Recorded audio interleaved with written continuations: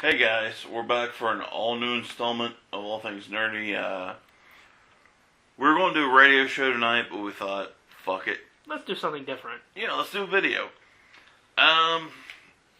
Me and Johnny were actually, tonight, we were talking about just basically, like, nerdism in general. And one of the most recent things to come up in the whole, nerdosphere was Microsoft's little reversing of the DRM policies in Xbox One. exactly. I mean, you know, like if you follow our Facebook page, You know we've been discussing this stuff yeah, all the time. and we were pissed for the longest time, and it basically Microsoft took a cue from the fans and actually from PlayStation basically being like, fuck you guys, here's how we share a game. Here's how we share a game. Thanks. Thank you. So they were basically like, we were douchebags. So let's retract our policy. And But rather that's than that. basically go back to the drawing board, which at this point they weren't going to do anyway, they decided to just make it a day one patch. When the system comes out, you get a patch. Will the patch work? We don't know.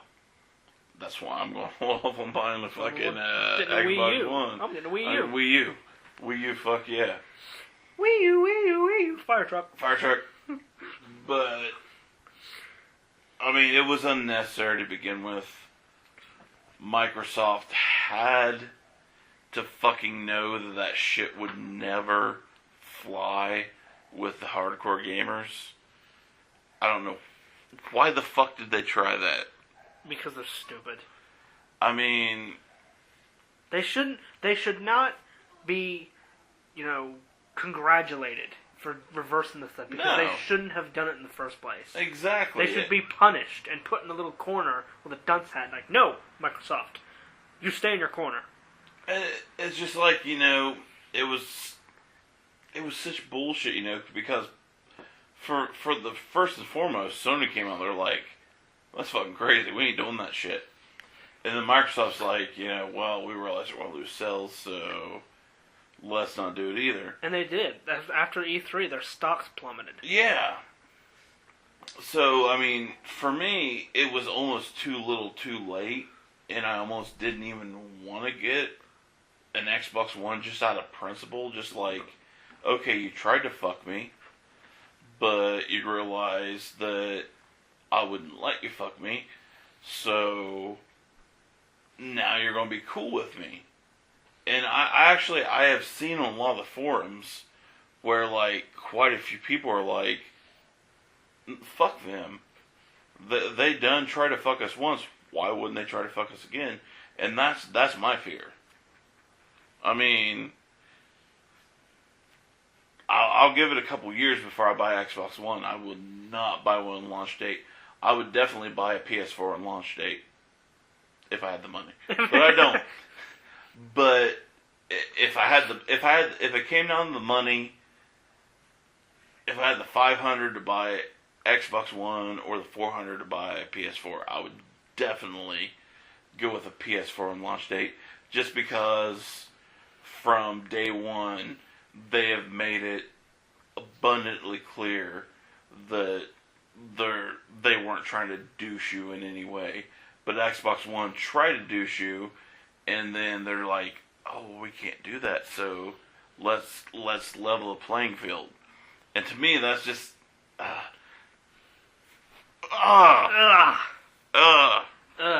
We're at the point where that's all we can say now is ugh.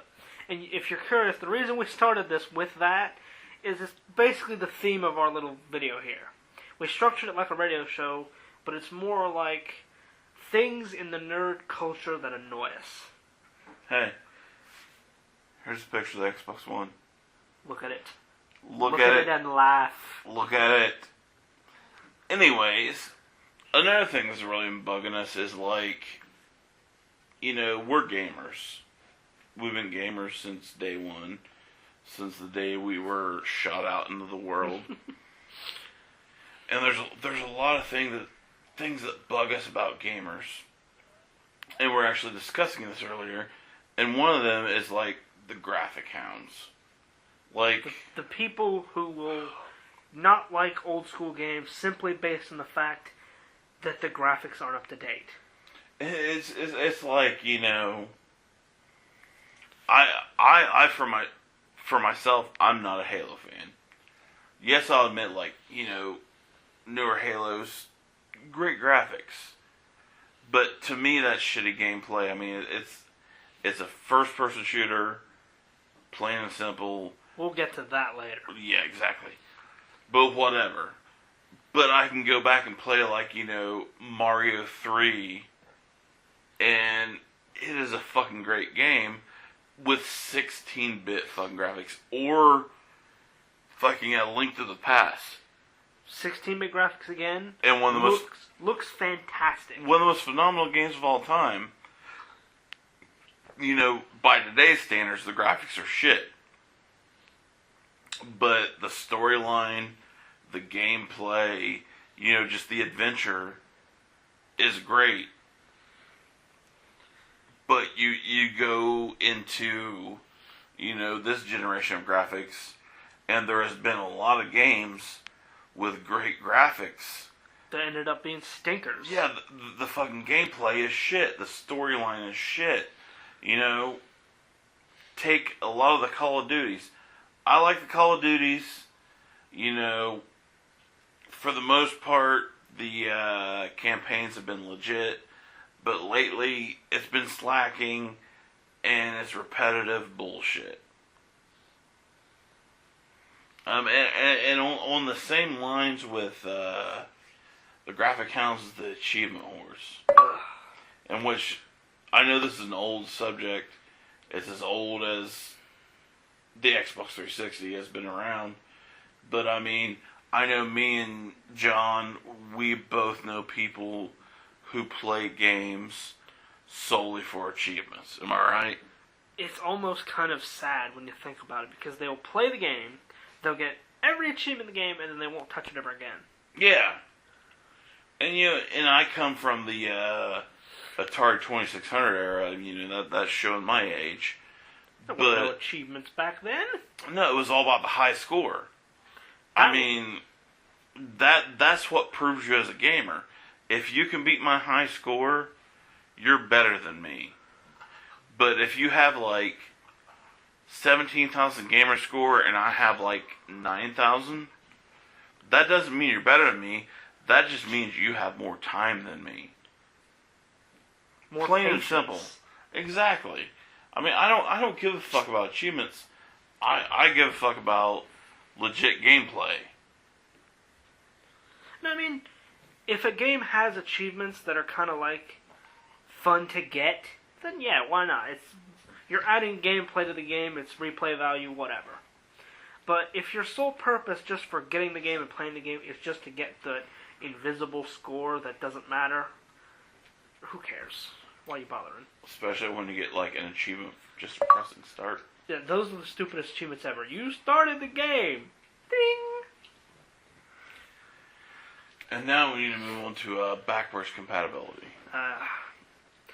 Something that has kind of been in light of the next gen of consoles, removing it completely. Except the Wii U. Everybody in All Things Nerded Camp, if you followed us and you know me, you know my biggest deal with the PS3 was non-backwards compatibility with the PS2. Well, let me clarify. I own a PS3 Slim 160 gig, not compatible with PS2. That's the only reason I bought it, because I really love my PS2 games. I got a big library of them. Whatever. It'll play the PS1 games. But anyways, going on to this next generation, I'm kind of glad that the PS4, they clarified, hey, it's not way backwards compatible. Xbox One, not backwards compatible. Wii U, backwards compatible with the Wii. That's cool. I understand not going 2 generations back. But, I mean, what are your thoughts? I mean, at the end of the day, it's a console, and they basically just they want you to spend the money on that console's games. They don't want you to go backward. They want you to go forward. But there is a point in owning a system where you're kind of like, you don't have any recent games for the system. You're kind of figuring out, what do I want to play? I'm in the mood for something. And you realize, oh wait, I've got all these games over here for my last gen systems that I want to play, but I want to play them on the new system.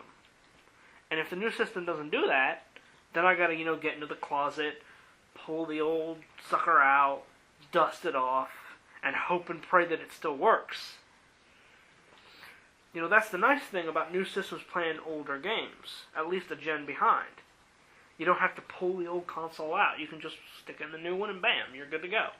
Exactly, and I mean, I think they're losing, a lot of people who, what they don't realize is, the Xbox 360, people show allegiance to consoles, and people have invested so much time in 360, it's hard to move forward.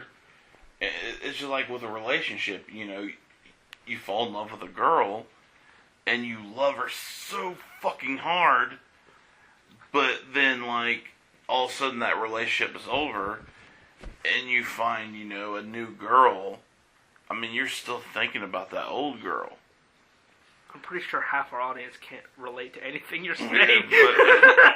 But still, I mean, it's in that vein of, you have a love, and that love is taken away and replaced with something else, but you still kind of want to revisit that. It's like, your old memories or whatever, and these new systems are not allowing you to do that, well, except for the Wii U.